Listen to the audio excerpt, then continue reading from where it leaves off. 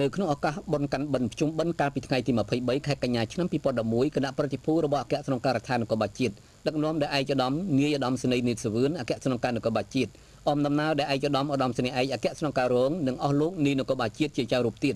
បានអញ្ជើញចុះសាកសួរសុខទុក្ខនិងនាំយកនៅអំណោយទៅចែកជូនដល់កងកម្លាំងនគរបាល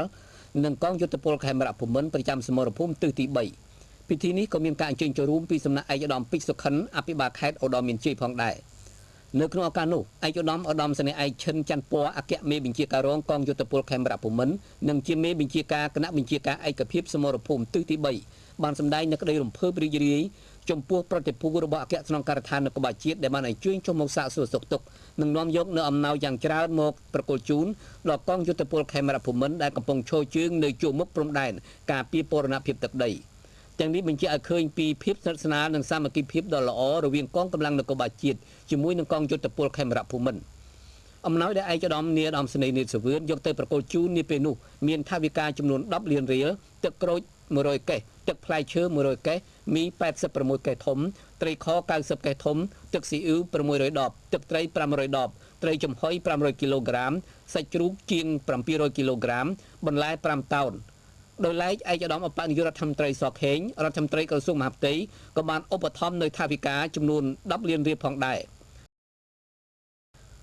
បន្តមកនៅព្រឹកថ្ងៃដដែលនោះដែរឯកឧត្តមនាយឧត្តមសេនីយ៍នីតសវឿនអគ្គស្នងការនគរបាលជាតិបានដឹកនាំគណៈប្រតិភូទៅសាកសួរសុខទុក្ខកងកម្លាំងនគរបាលការពារព្រំដែន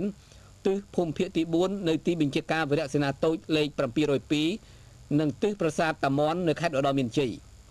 មានមតិស្វាគមន៍នាឱកាសនោះឯកឧត្តមសេនីយ៍ឯកហ៊ូសគុណប្រធាននាយកដ្ឋានកណ្ដាលនគរបាលព្រំដែនតាំងនាមឲ្យកងកម្លាំងនគរបាលព្រំដែនគោកទិសភូមិភាគទី4ទាំងមូលមានទឹកចិត្តរំភើបរីករាយសោមនស្សយ៉ាងក្រៃលែងចំពោះវត្តមានរបស់ឯកឧត្តមនាយឧត្តមសេនីយ៍អគ្គស្នងការនគរបាលជាតិនិងប្រតិភូដែលបានឆ្លៀតឱកាសដ៏មានតម្លៃនិងមមាញឹកអញ្ជើញចុះមកសាកសួរសុខទុក្ខដល់កងកម្លាំងនគរបាលក្នុងឱកាសបុណ្យភ្ជុំបិណ្ឌជាមួយនោះដែរឯកឧត្តមក៏បានរាយការណ៍អំពីសភាពការសន្តិសុខនៅតំបន់ព្រំដែនកម្ពុជាថៃក្នុងទិសភូមិភាគទី4ដែលពីមុនមានភាពតានតឹងប៉ុន្តែបច្ចុប្បន្ននេះបានវិលមករកស្ថានភាពល្អប្រសើរឡើងវិញអញ្ជើញមានប្រសាសន៍សម្ដែងសម្ដាលជាមួយនឹងកងកម្លាំងនគរបាលជាតិនាឱកាសនោះឯកឧត្តមនាយឧត្តមសេនីយ៍នីតសវឿនបានពំនាំនៅប្រសាសន៍5ផ្ញើសាកសួរសុខទុក្ខដល់កងកម្លាំងនគរបាលពីសំណាក់ថ្នាក់ដឹកនាំក្រសួងមហាផ្ទៃនៅក្នុងឱកាសបុណ្យភ្ជុំបិណ្ឌក្នុងនោះដែរក៏បានឧទ្ទិសកុសលផលបុណ្យជូនដល់យុទ្ធជនយុទ្ធនារីដែលបានពលីជីវិតដើម្បីការពារជាតិមាតុភូមិឯកឧត្តមនាយឧត្តមសេនីយ៍ក៏បានកោតសរសើរនៅវីរភាពដ៏អង់អាចក្លាហានក្នុងបុព្វហេតុការពារជាតិមាតុភូមិនេះគឺជាមោទនភាពដ៏ខ្ពស់បំផុតសម្រាប់កងកម្លាំងនគរបាលជាតិទាំងមូលនៅក្នុងឱកាសអញ្ជើញចុះសាកសួរសុខទុក្ខឯកឧត្តម